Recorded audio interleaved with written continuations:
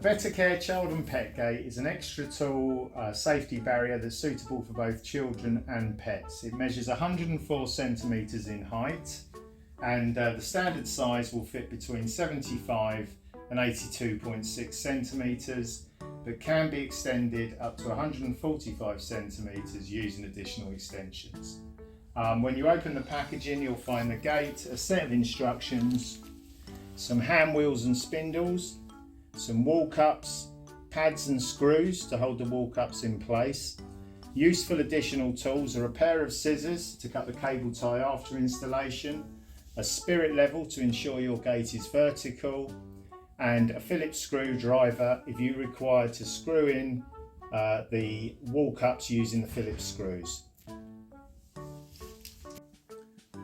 To install the Bettacare Child and Pet Gate, we follow the instructions. The first thing we advise is don't cut the cable tie until you've finished the installation process. It just makes it easier to fit. So the first thing we do is we take a spindle and a wall cup, and with leaving the edge with the notches on the outside, we then screw in and screw until this is right towards the end here.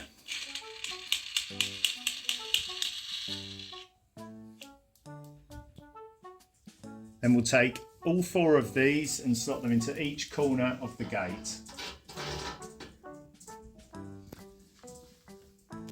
We will then take the wall cups and push the wall cups onto the 4 spindles, so we're ready to work out the positioning of the gate.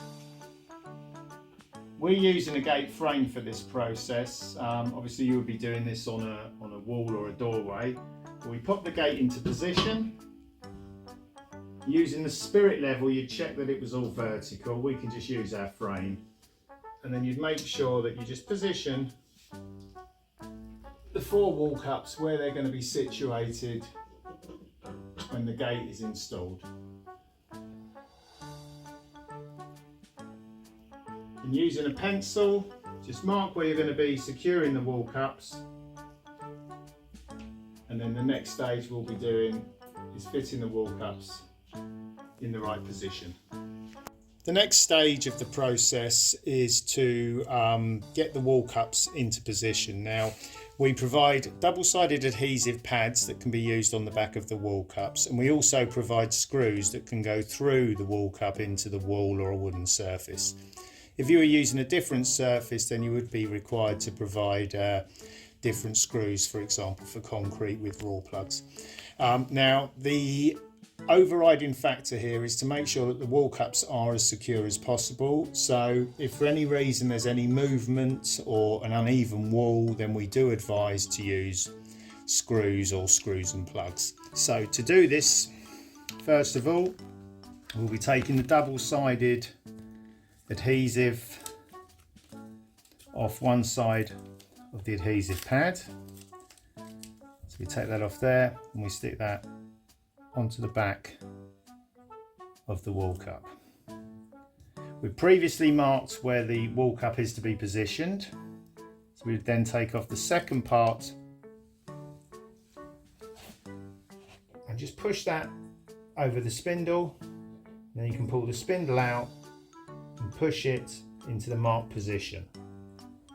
Now, we strongly advise that you apply pressure at this stage just to allow the sealants to set. And if you hold in position for approximately 1 minute, then that will help the bonding of the adhesive to secure the wall cup to the wall. Once the wall cups are secure in position, we then can fit the gate and finish the process. What we do is we turn the hand wheels until we can turn them no more at the bottom, and what we're looking to do is apply equal pressure on both sides. We then repeat the process at the top. As we turn the hand wheels at the top and we're putting the gate frame into place, you will notice that there's an arrow on the handle here, and what we're looking to do is line the arrow up with the edge of the frame.